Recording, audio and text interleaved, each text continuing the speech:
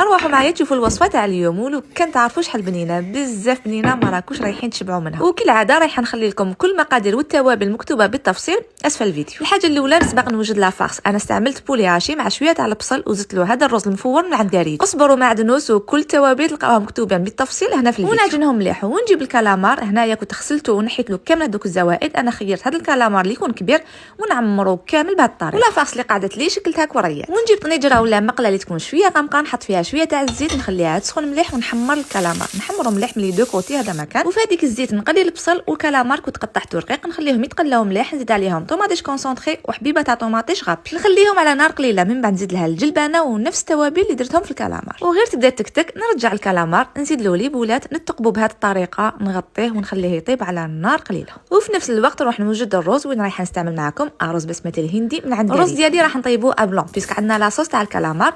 نحط الرز مع 2 كيلو تاع ما شويه زيت زيتون والملح ونخليه يطيب. ونعاونوا ليه الكالامار ديالنا بعد ما طاب. شوفوا لي هذاك الزين نزيد له شويه حشيش من الفوق ولا الصوص تجيكم بزاف بنينه وخاطره. الرز ديالنا طاب على حبه. ودوكا ما بقى لكم غير تستمتعوا بالبنه. وباش تعرفوا بنتها لازم عليكم تجربوها. شهيه طيبه وسلام عليكم.